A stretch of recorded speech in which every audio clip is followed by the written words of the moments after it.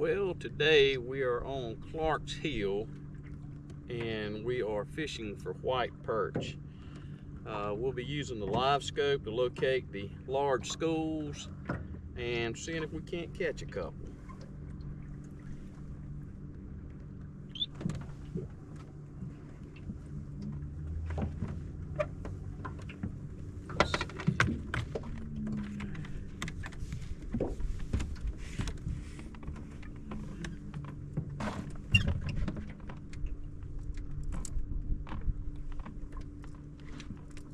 Today's rig will be a dropper loop rig. I'm going to be using a 2-hook system,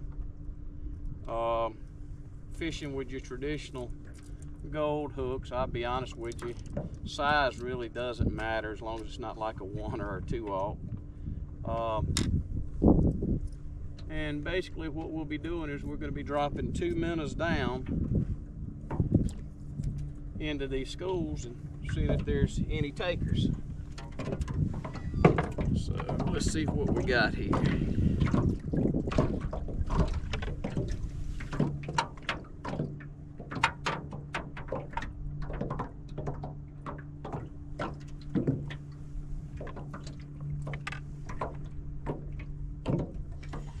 Today's trip is probably going to be a short one. I just came out for a couple hours to see if I could locate these fish. My son and his roommate from college will be coming in, and they wanted to come and try their hands. So what we're going to do is we're going to drop down now. We're fishing in about 45 foot of water.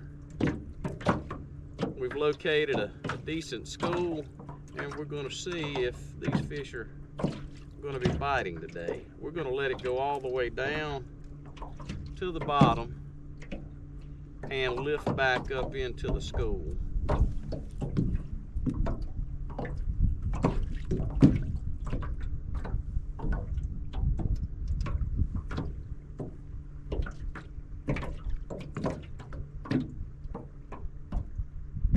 And we are marking a really nice school down there, but they do not appear to be active at all. And there's one. Let's let that go down a little bit back into the school, and we're going to see if we can't pick up a second on that second minnow.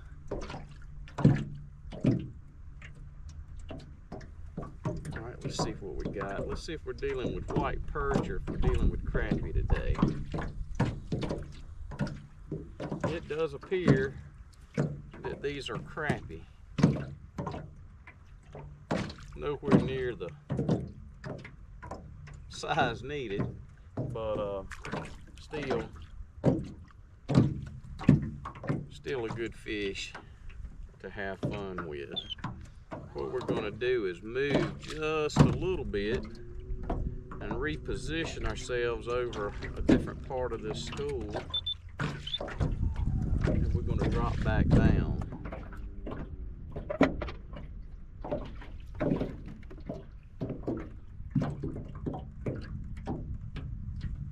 Now there are spots and largemouths working the tops of these schools, so we might get fortunate and pick one of those up.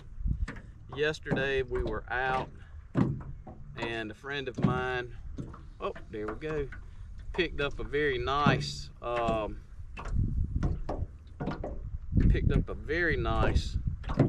flathead. Let's see what we got here. Oh, it looks like we got two white perch. Oh goodness. This right here is about to go in size for this area. Very nice eating. We're going to take a few home with us today.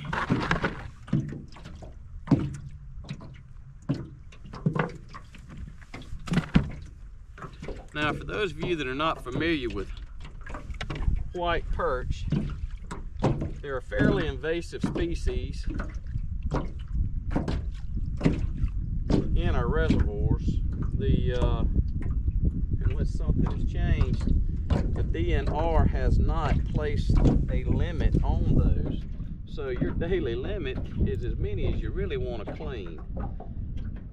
But with that, we'd like to talk a little bit about conservation, that it's important to, have fun when you're out here, but take what you're going to use or you're going to share, but don't throw them away. There we go, we've got another one. They seem to be stacked up really well in here today, and I don't know if this is going to be another 2 or if we're just going to have a single coming up. Yeah, we just got a single coming up. Still a real nice fish. Now there are multiple ways to catch these. And we'll probably drop a spoon on them a little bit and show you how that works. But for right now, we're just going to drop these minnows and see about catching a few.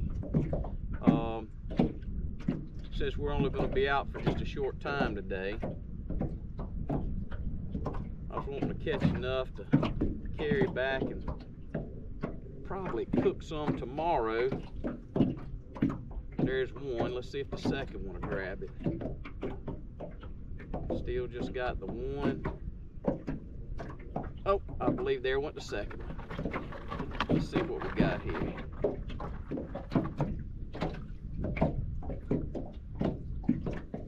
And it is 11:35,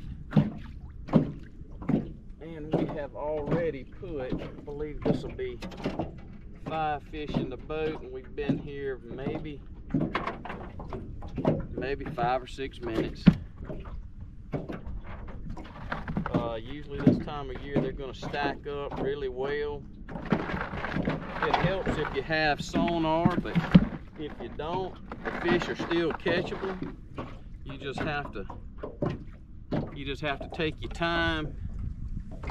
And I used to do this by going out and drifting points, drifting flats, basically using the minnows to locate the fish. Then once you locate the schools, especially if they're not moving,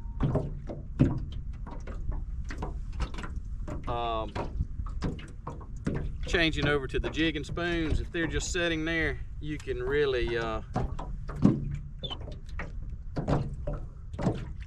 you can catch them rather quickly, have a real good time doing so.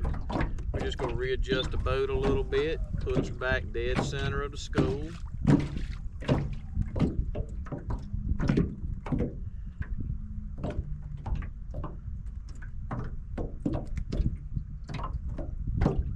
And there's one. Let's see if the second one's going to pick it up.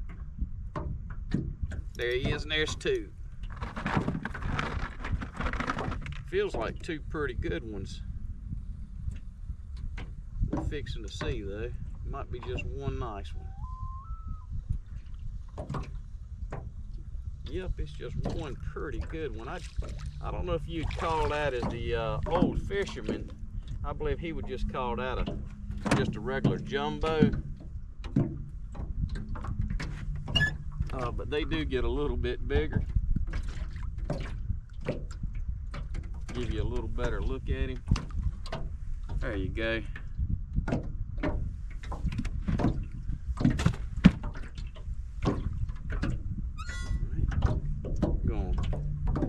You always want to check your rigs when you come up. Sometimes the minnows will turn and they'll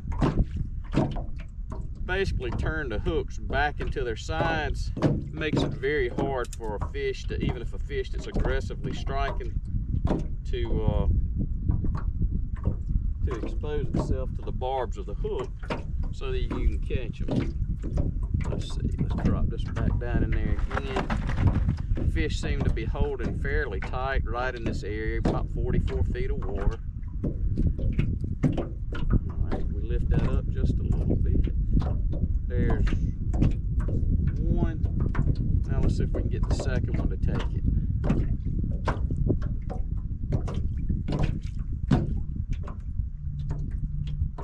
We're kind of There he goes, I think. We're kind of off the back side of the school at this point. Basically, there's a few stragglers on the back side of the school. What we're going to do is, well, look there. It's a crappie. This time of year, that's very common to, when you locate these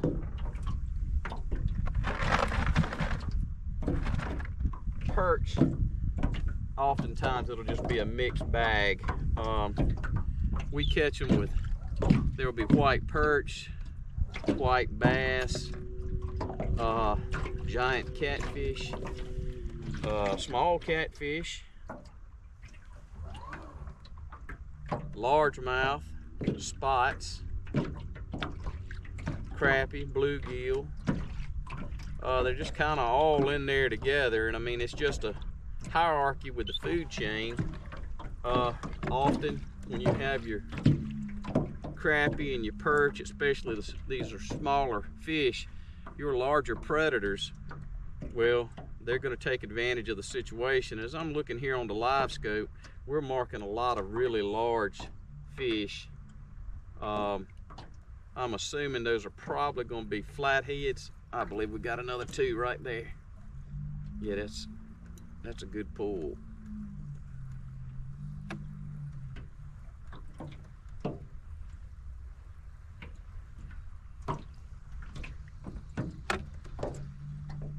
Well, no, actually we're getting on some little better fish. That's a good thing. Now this time of year, I do like to place these fish on ice when I catch them. It's not a must, but I will say, if you enjoy eating fish, placing them directly on ice really adds to the quality of the fish when it's prepared. In the summertime when I'm catching these, I can tell you it's not an option. You have to put them on ice. If you don't, the meat will become soft. You also don't want the fish setting in water. If they set in water, again, they just get soft. And there is another one. And as you can see, it's almost like bait the hook and drop it down there on them. And some days it's like that, some days it's not. Today just happens to be one of the days when the school's setting fairly still, and it makes it easier to catch them.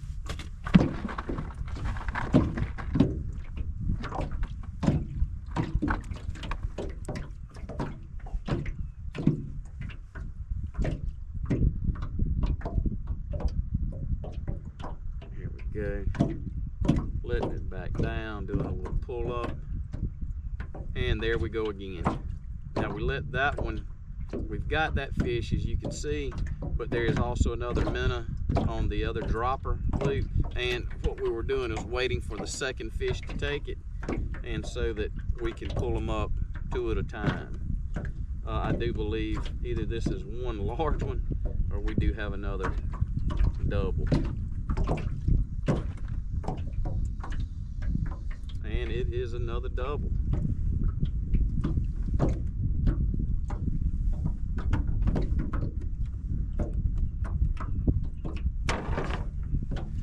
Now, I guess one of the questions you might have is, well, where can I find a place like this to fish? Trying to look at the background where I'm fishing might tell you where I'm at today. But for those of you that fish for white perch, for crappie, panfish in general, especially the perch and the crappie, this time of year, they might be here today, and they may be several hundred yards away from here by tomorrow. It just really depends on what's going on. Your late winter, early spring bite can be that way. Now these fish here have held pretty constant the last, well, I guess since Saturday. And they've, one thing that we have noticed on the livescope is the predator fish. There are a lot more predator fish in on the top of the schools. Every now and then you'll see them split the school up. All right, there's our one. We're gonna reel slowly upward to see if we can get the second one, and I believe we just got him.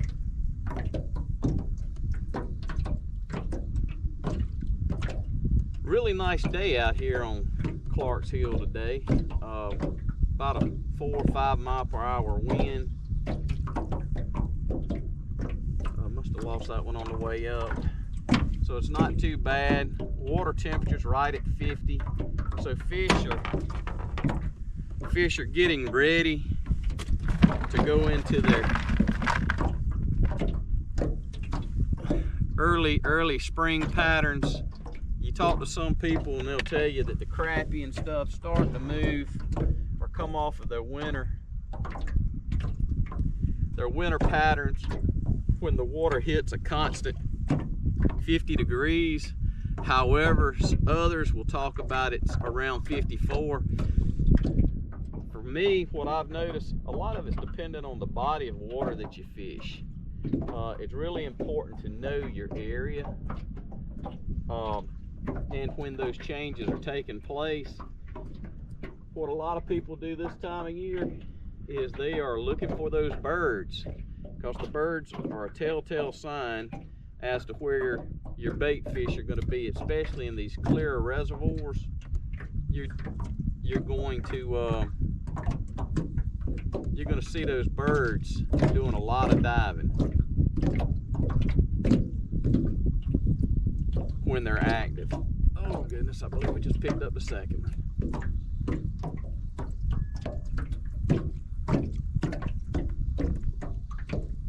There we go. Nope. We must have lost him, but we still captured that one.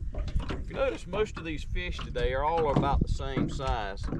Often what you'll see with these perch is that's pretty much so an average size. When they're in these schools, you will see that the fish, the larger fish, sometimes will be on certain aspects of the school. Sometimes they'll be closer to the bottom, sometimes they'll be up toward the top. It just really depends on the fishing conditions of that day and what the fish are doing. What we try to do, though it is an invasive species, the white perch, we try to keep, well, we keep a good many of them. One of the things that we don't do, we try to, the smaller fish that you're really not going to get much off of, we try to put those back, let them grow, and just take what we need, take what we want to eat. Not necessarily that we need a 70-quart cooler completely full. I believe we've got 2 nice ones here. Either that or we have a fairly large one. I'm thinking this might be a crappie. And it would be a jumbo white perch. There we go. That right there is a pretty good one. Now you have to be really careful. You can see fairly thick. You have to be careful with them. Their gill plates are very sharp and they will get you. When I say they'll get you, those gill plates are just like razor blades. So you got to be very careful when handling them. Bring this in.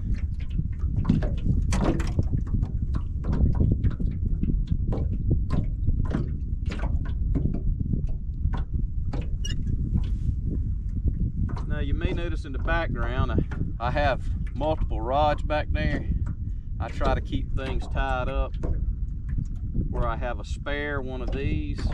I also keep spare leaders, things that'll make life easier while you're out here to make the most of your fishing time. You'll break some of these leaders.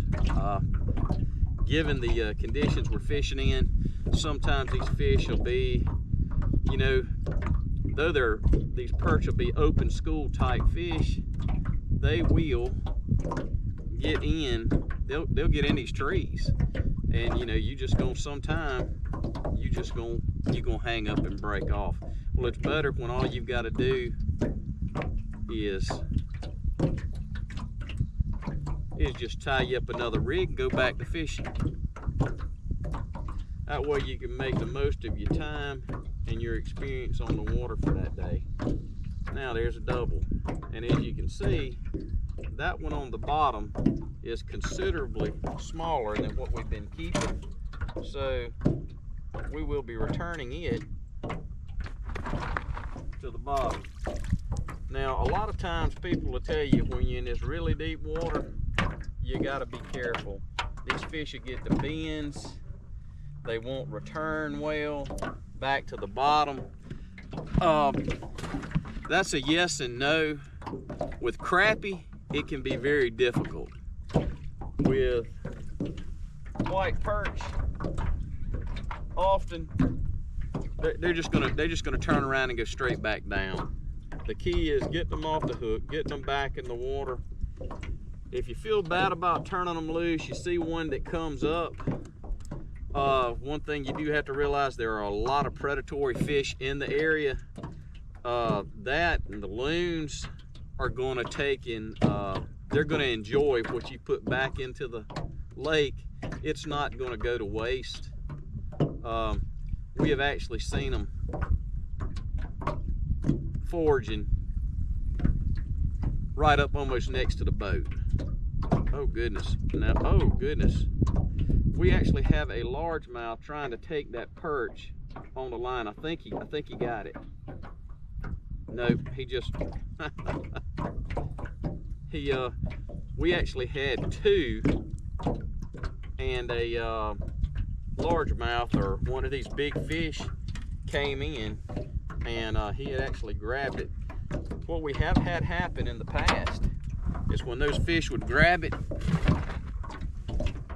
they wouldn't get a hook, they would just have the perch in their mouth, and what happens is he's hungry, he doesn't want to let it go, so he just hangs on, and you just have the net ready. You bring them up beside the boat and you net them. It's still a legal catch, but the thing is, the fish was never actually on the hook. He had the bait in his mouth, the bait had the hook in it, but the fish did not. Now, I have had many of those big fish do that, and I'm talking anywhere from 7, 8, 9 pounds.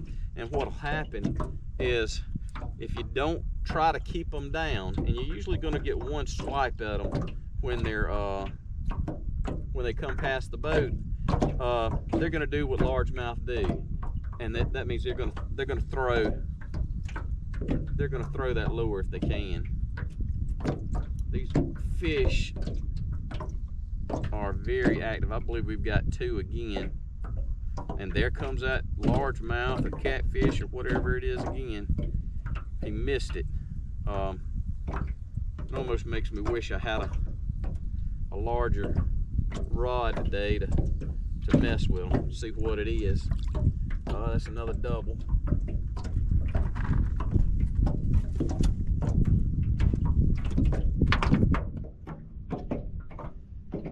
Now, I can tell you, it hasn't always been this easy to catch them this fast. For those that hate the live scope, this gives you another reason to hate them. Without the live scope, you could do this, but I'm sitting here eyeballing everything that's going on under the boat. You can see when these fish schools shift and move, and you can adjust your presentation so that, and if you notice, we haven't adjusted that we haven't adjusted our boat spot in a while. There are some tremendously huge, I'm assuming they're either catfish or largemouth. It looks like, by the way they're on the bottom, it looks like catfish on the bottom of these schools.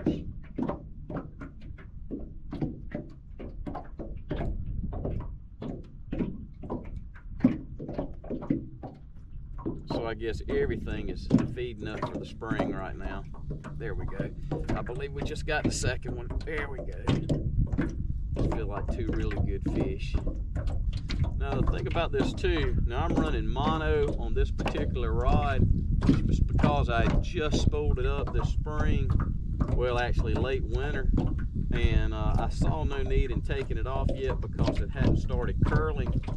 On some of my other ones, I have made a transition to running a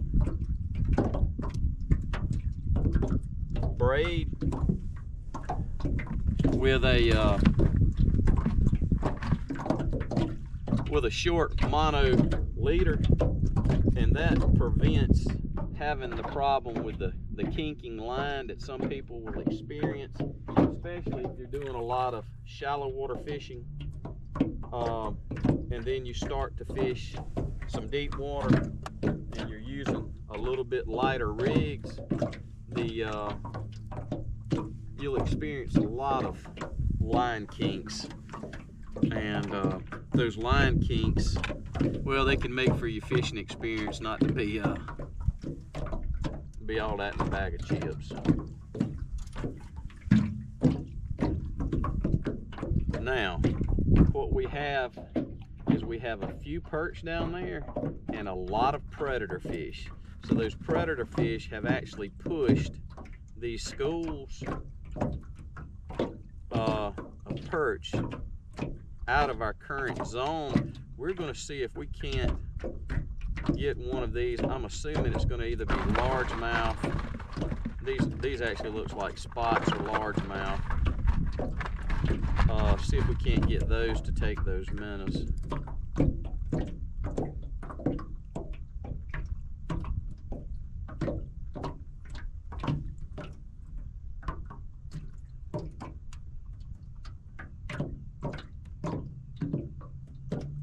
I am fixing to drop a spoon down there and see if we can't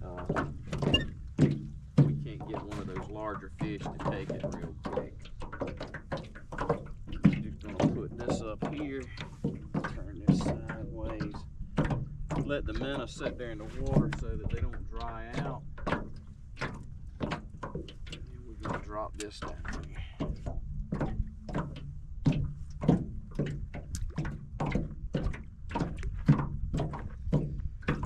Now this is a silver Castmaster with a bucktail tail on it. It does really good in this clear water. I think this is a 1/8 ounce spoon. I probably need to be dropping a 1/2 ounce.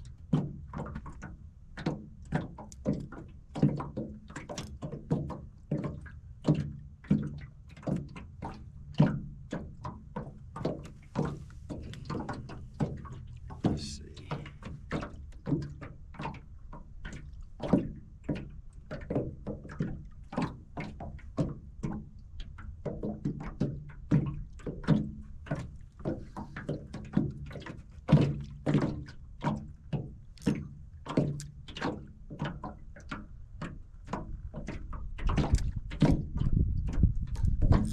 There he is. And it's that simple. When they're there, they're stacked up. I believe he might have just tore loose. Nope, he's just that small. Not a bad fish, but still not what we're looking for. One of the reasons I don't like to utilize spoons, if I don't have to, is that they have a treble hook on them, and a lot of times these fish will get all 3 hooks in their little bitty mouths. So it takes a few minutes to get them out, and if it's cool outside, that might not be the experience that you're wanting to have for today. We're going to drop this back down in there one more time and see if we can't do that again. Then we're going to change back over to those minnows. That's actually falling into the school right now. And watch this.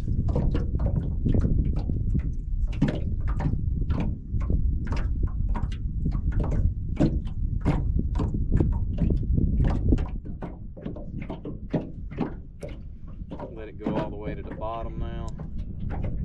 Then do the same thing.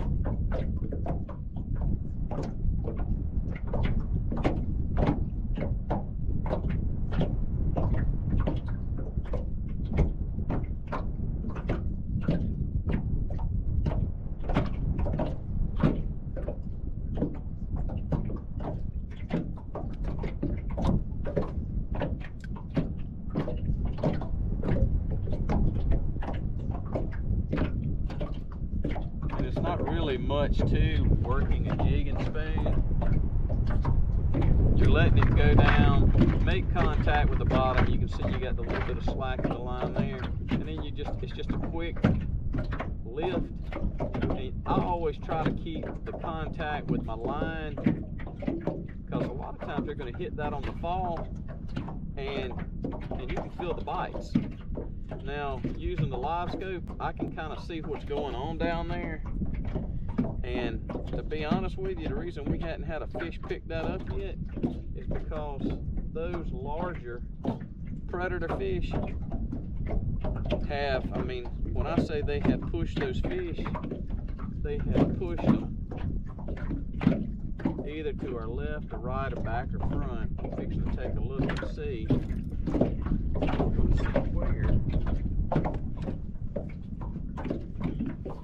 We're going to see where those fish have moved to, and they actually only shifted back this way about 8 feet.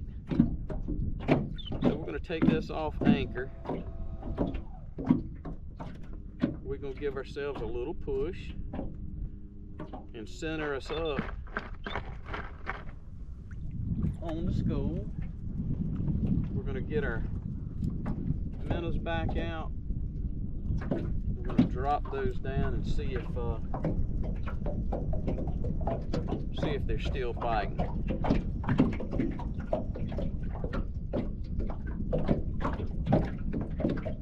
Do a little lift up.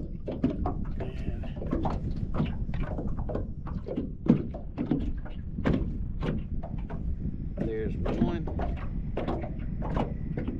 Let's see if we can't get that second one to take it.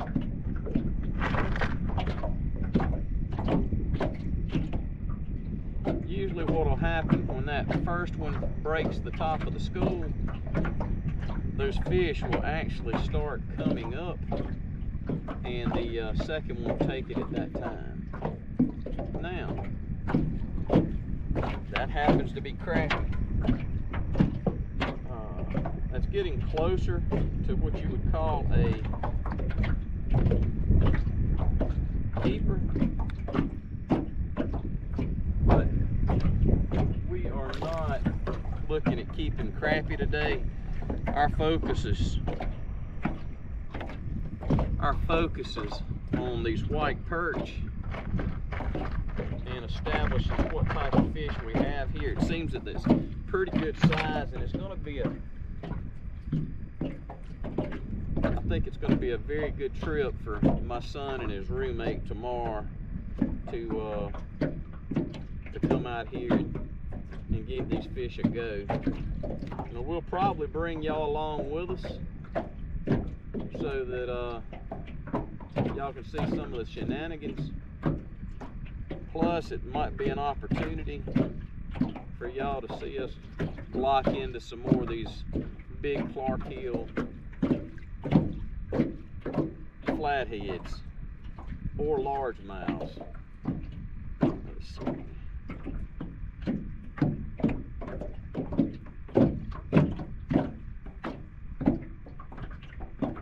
Drop that back down there again and see what we got.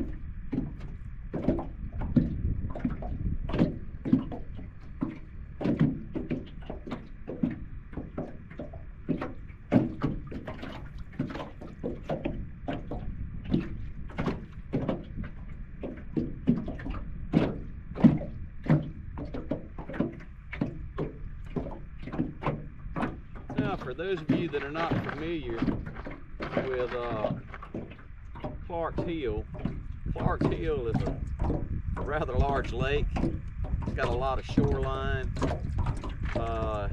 It's the back side of Lake Russell. I guess that's what you'd say, the Thurman Dam.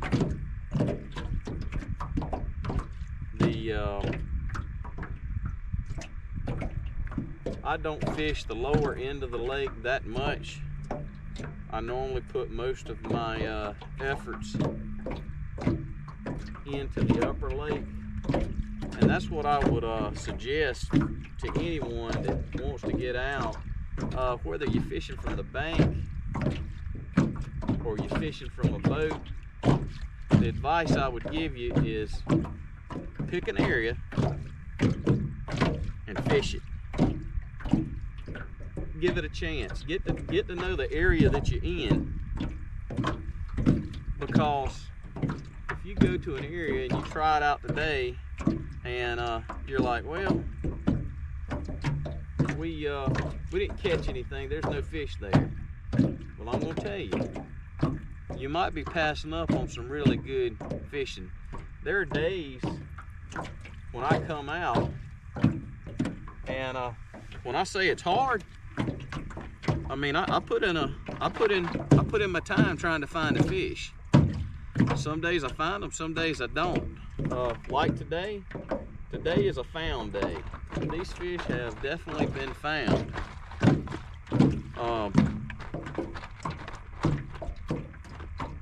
Other days I've been out here, couldn't even buy a white perch bite. White perch usually are fairly easy to catch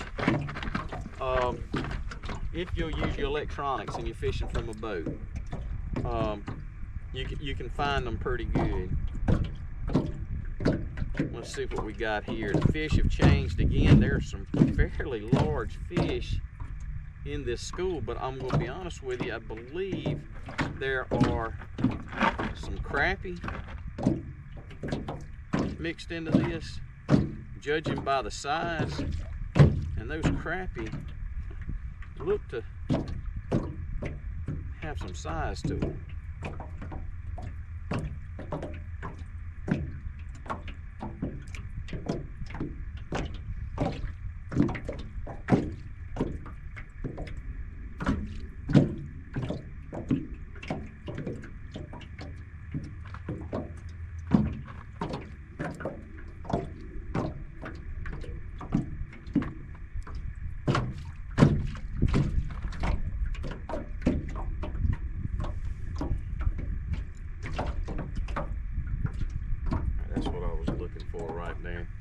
These fish have again shifted more toward the back. All right, we're going to drop this right back down there real quick.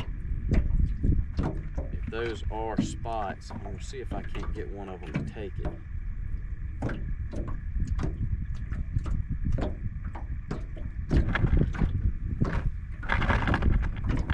There we go. Now, I don't believe it's a spot, I believe it's a perch.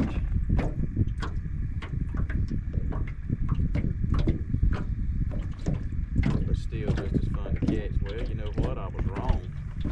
It's crappie. Now we have kind of moved over just a little bit. That right there is what I was telling you about earlier. Sometimes these fish will not want to return back down.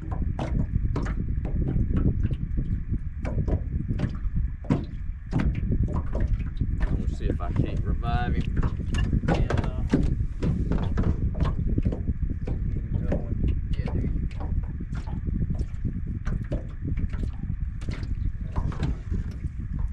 Back on their way.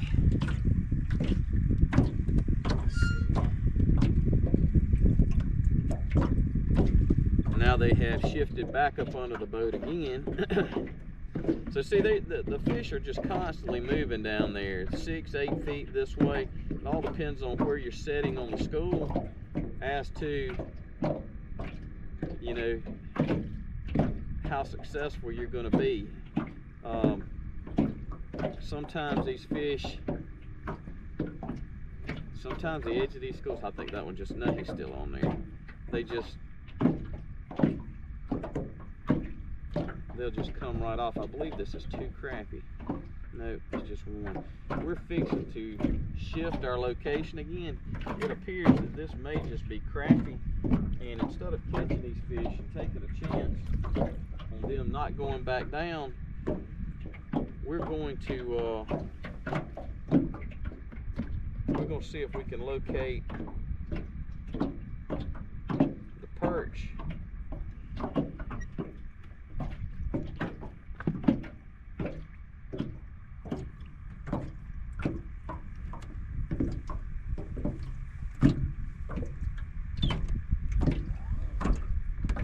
See if we can, what I'm going to do is I'm going to move away from this brush just a little bit, because it's possible those perch are off of the brush and those crappie are actually, yeah, that's what it is. The crappie are more along the brush, and I think this is going to help us refocus back on what we're here for, which is the white perch. Now it's 12:10.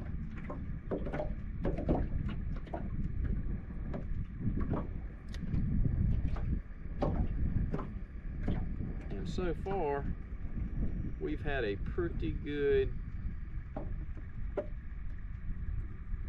morning with these fish.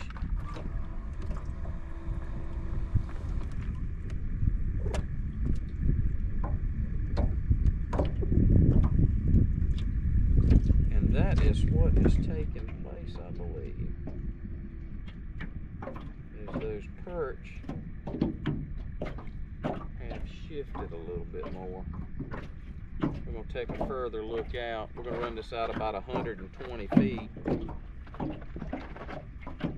because this school, when I say it's pretty big, it's a pretty darn big school.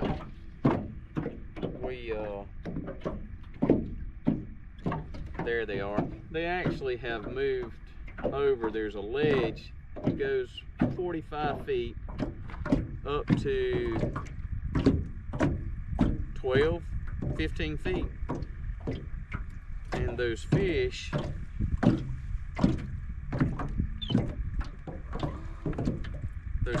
have actually moved to the base.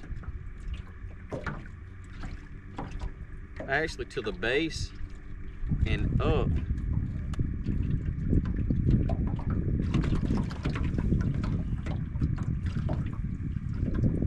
And up.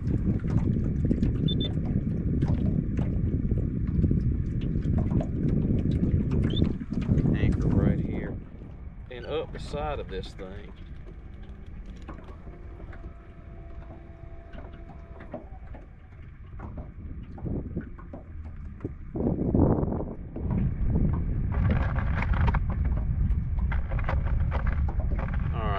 I think this is going to give us something else to see here. Let's drop that down there on them.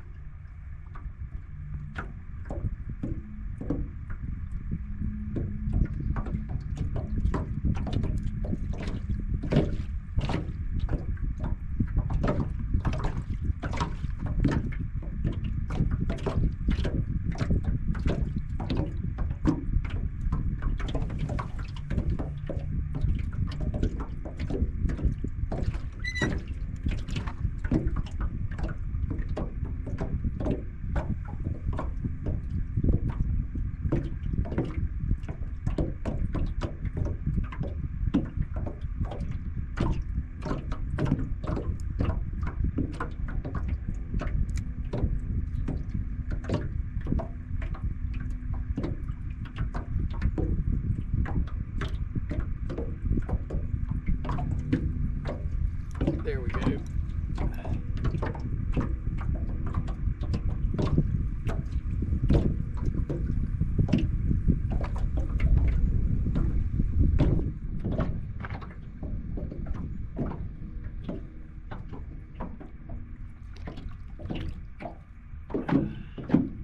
Again, you just have to take when the fish stop biting, you have to relook at what you're doing, and sometimes you just have to change over a few feet. Sometimes you might have to change locations completely. But the key is recognizing when things have changed, and then you making the adjustments so that you can continue to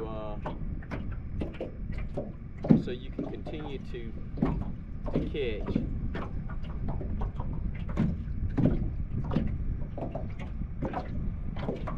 To be honest with you, when I started kicking around the idea of doing a little videos for YouTube, I tried to determine what would be a good name for what we're doing. You know, you see all this stuff with fishing.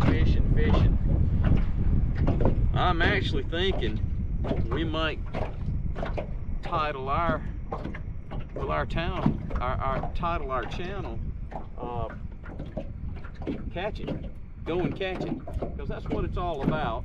Nobody wants to come out and, well, nobody wants to turn on YouTube and see an old gray-haired man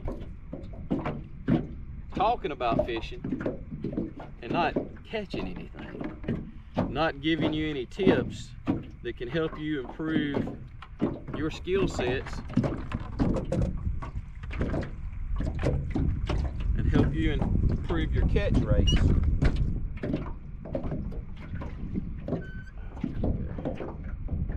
So with that said, we're going to keep kicking around the idea.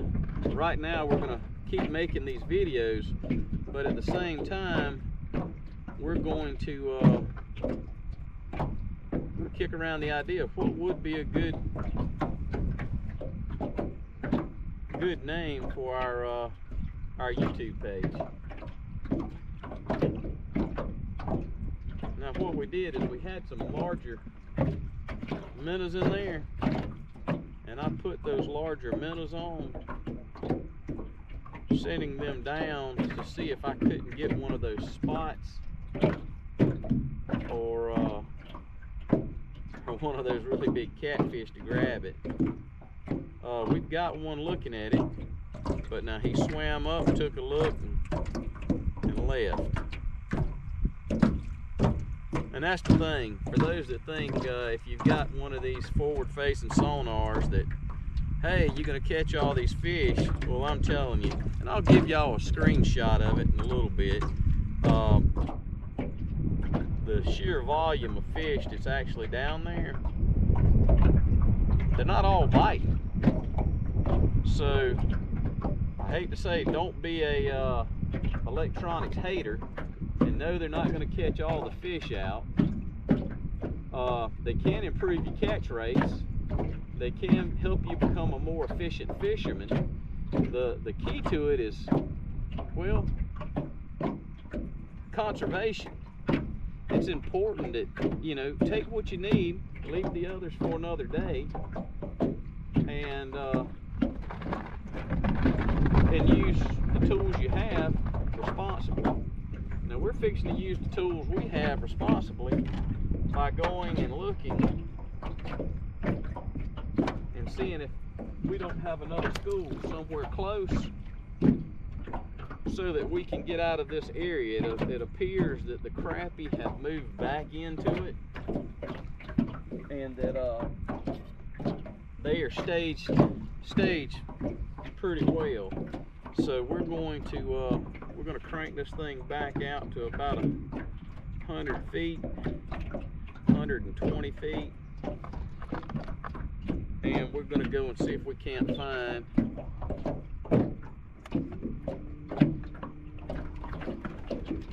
another school of fish. It won't take us but just a few minutes. There should be another school somewhere right out around in here. It'll just take us a few minutes to locate it.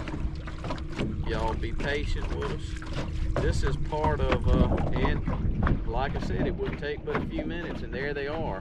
we're going to have moved about, I don't know, 150 feet. And I'll show you what we're fixing to run into just shortly. I mean, I believe this may have been the original perch school.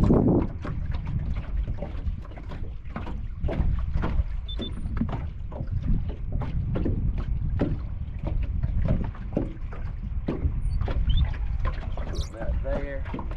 And let's drop this down and see what we got. These fish could be feeding, and the thing is it could be that they're just really active, and that's why they're moving so much. Yeah, there we go.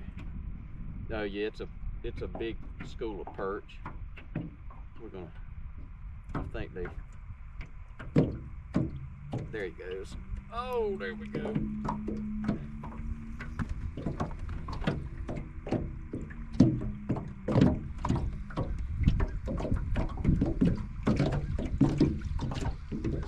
Got here. Well, that's what we're looking for. That's a good size one there. So we definitely made a good decision about readjusting where we were located. Let's see if I can't make it. I'm gonna have to take this off. Having a little technical difficulty. For some reason or another, these fish, with my particular rig that I tie, I basically place a swivel. I drop down about 8 or 10 inches, and I do a 3 or 4 inch drop loop that I put a gold hook on. I come down about another 12 to 15 inches. I do the same thing with another gold hook, and then I drop down about 8 inches, and I put what you call a snap swivel. And then on that snap swivel, I happen to pour my own teardrop weights because, well, I'd much rather not pay for them. And what happens is the fish will actually hit at those weights sometimes, and they'll unsnap them. And that's what had happened there. Is it had become unsnapped, and my line had went in to the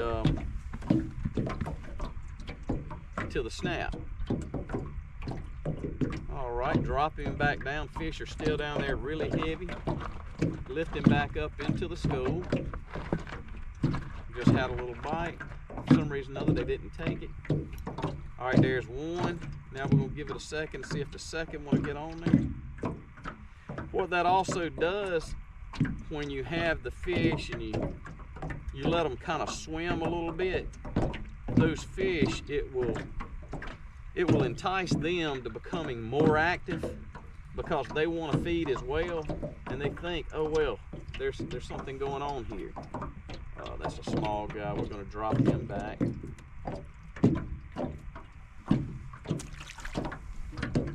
Now if you notice, the last two fish have all came on the top minnow, and that minnow is smaller than the bottom minnow.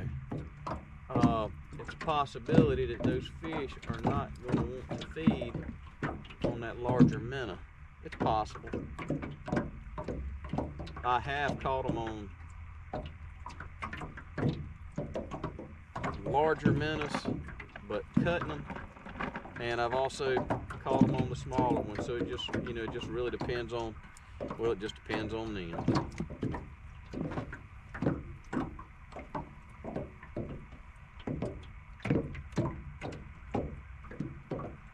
They are highly active, and they are coming up the screen, following it, but there's no takers.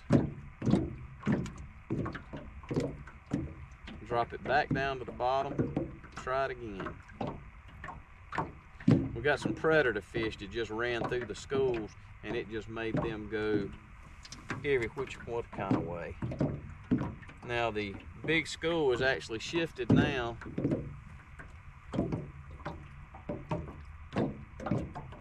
about 15 feet over that way. We're on the edge of it, and we're getting some bites, but we're fixing to readjust to be over the top of it.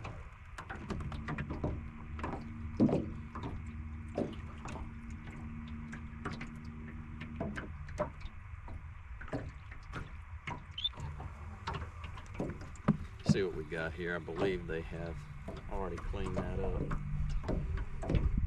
Yeah. When you're not getting bites and you are in the right place, if you're fishing live bait, you can bet one of two things. Your bait is not appropriately placed on the hook. In other words, it's hooked itself, something's going on with it, or the fish have already taken everything that you were offering. And that's what had happened right there. Is the fish had taken all the bait. Now, when we drop this back down in, it should be a bite. Just as soon as it hits the bottom and I lift up, we should have a fish. There we go. Thought I felt the first one.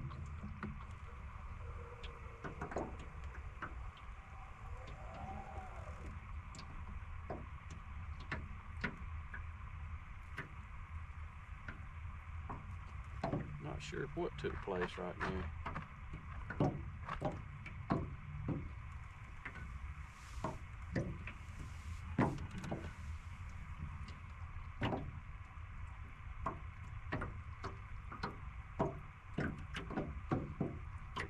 Well, that's what it is. The fish, the predator fish, whether it's a bass or a catfish, is working that school fairly heavily. And that's what was going on. Is we were on the edge where that predator was, and those fish weren't interested in eating. They were trying to survive.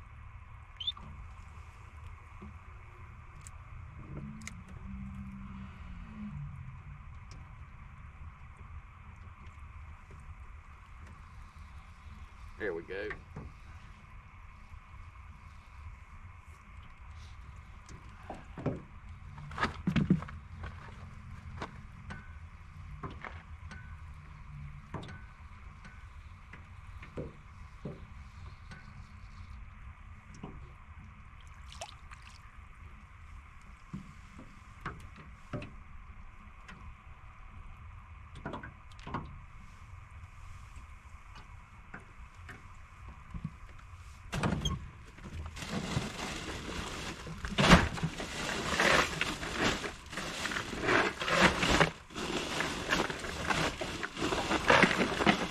Ice these down a little bit, and then we're going to drop it back down there and see if we can't catch us another one.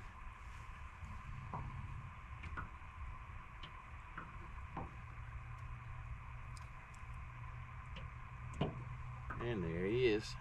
See if we can't get two. I believe we just got two.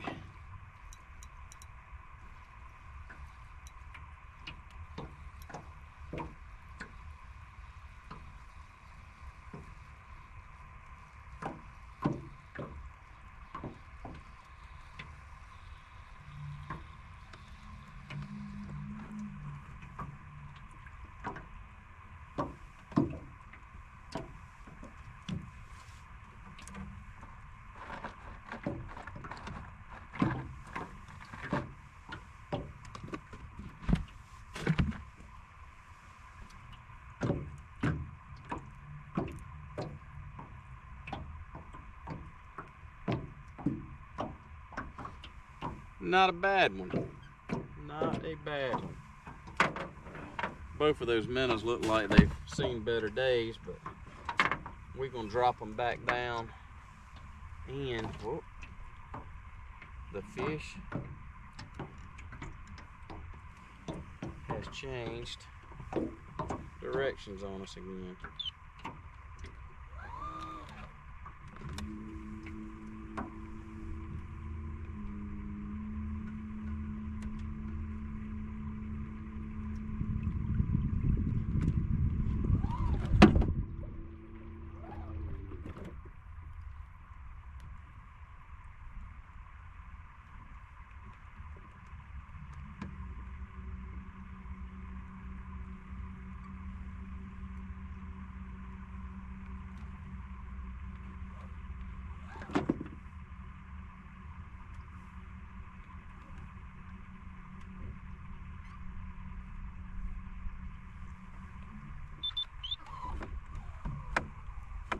right, let's drop that down, see what we got.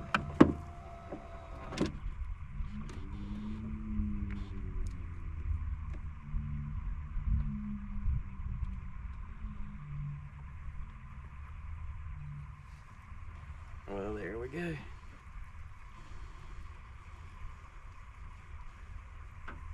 I believe we only got one now. I think the second one came off.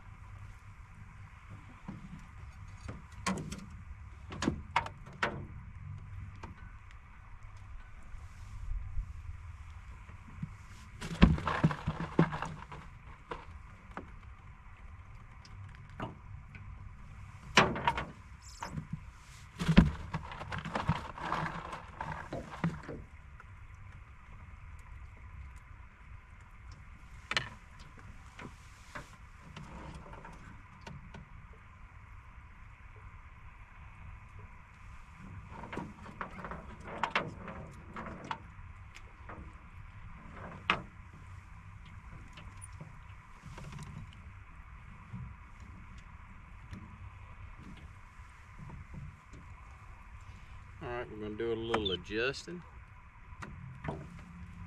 School's moved.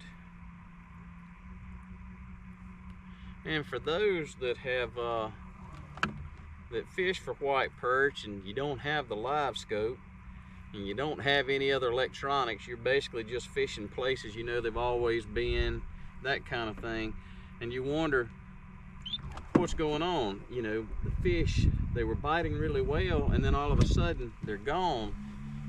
It's not that the fish have left and there's not any more of those fish in the area. A lot of times what's happened is those fish have just shifted. They've just shifted 6, 8, 10 feet. And And that's the difference between where you're fishing then and where you need to be fishing. Because when you drop that down in there, this is going to be an example here. We just moved over. We're going to drop it right down on the school again. Lift it up, and there's one.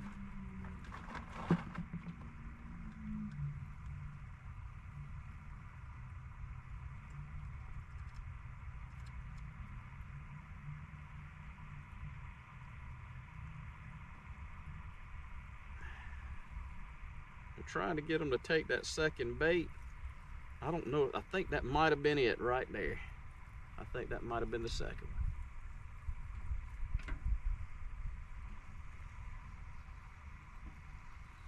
Yeah, there we go.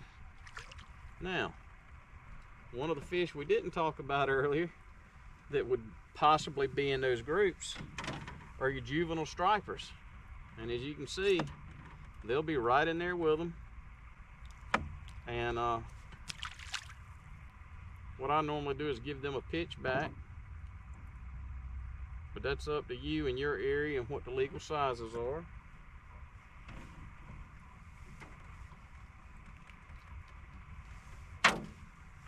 Not the species that we're after today, so he gets a pass.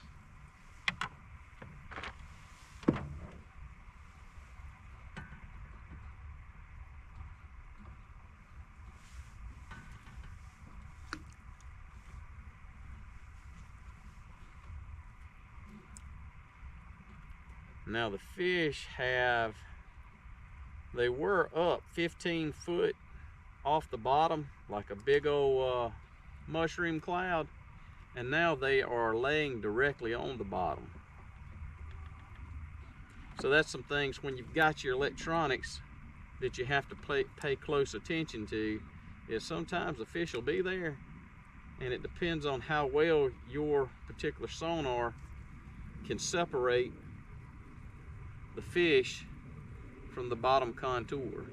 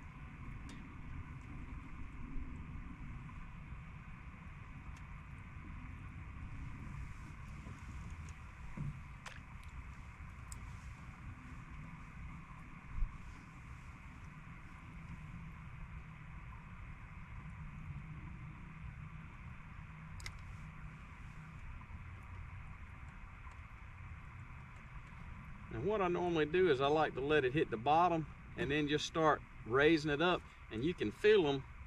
A lot of times they'll take the bait and hook, and they'll set the hooks on themselves. But sometimes if I'm fishing a two rig, I like to make sure there we go. I like to set the hook on that first one a little better, just to ensure he stays put.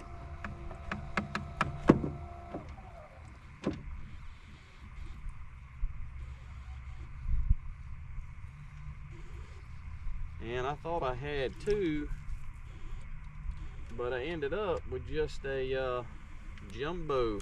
And I'll go ahead and tell you, I believe that's a jumbo magnum. Let you take a good look at him. That's what a really good one looks like. Fish measures right around 11 inches. That's not bad.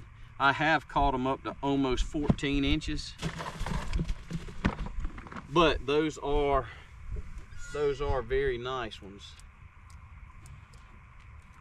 Hopefully we can get a couple more of those out of this school before we call it a day.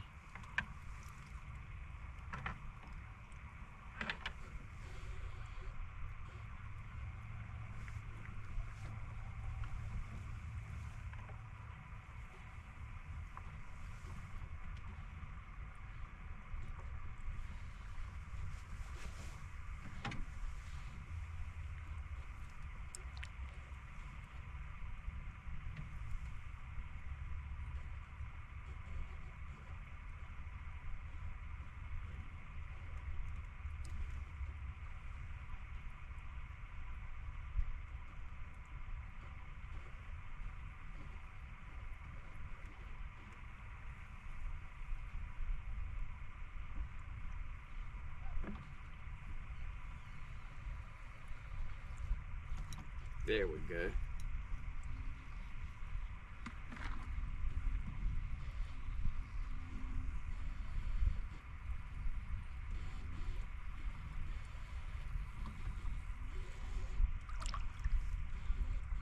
Not a bad one.